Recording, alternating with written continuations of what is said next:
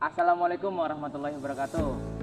Halo semuanya, kami dari kelompok 9 akan menjelaskan materi tentang integrasi keilmuan dan moderasi beragama pada Gen Z.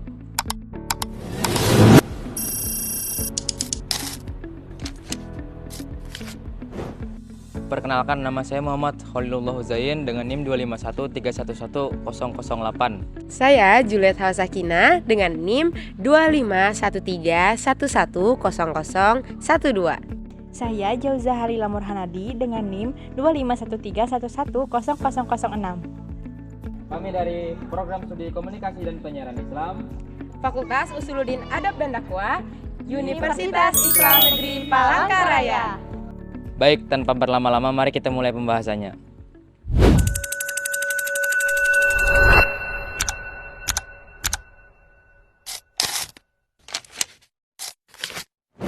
Halo semuanya, kita sekarang berada di negara Indonesia, yaitu negara yang beragam banget nih. Bahkan sukunya mencapai 600 lebih dan agama yang resmi ada 6. Keberagaman ini sangat indah, namun sewaktu-waktu juga dapat menjadi gesekan jika kita tidak menerapkannya secara efektif. Belakangan ini di kehidupan kita sering terjadi kasus intoleransi beragama. Maka dari itu, kita sebagai generasi muda perlu untuk menerapkan sikap moderasi beragama agar hidup kita tetap aman dan damai.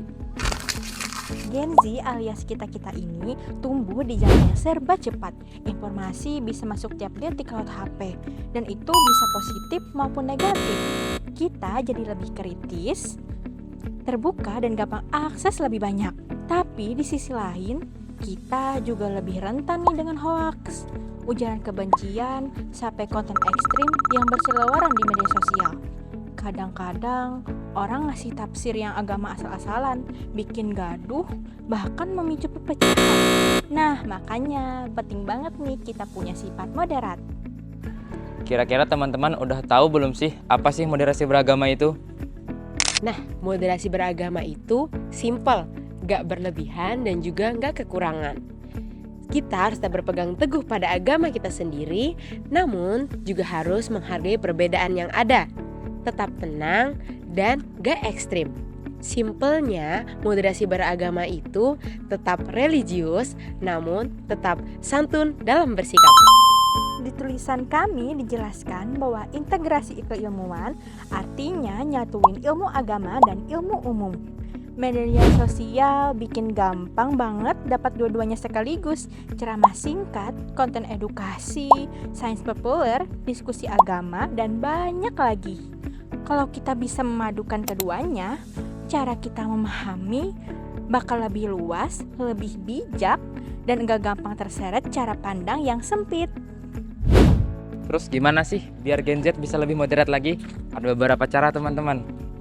Jadi teman-teman, pertama kita bisa meningkatkan literasi digital.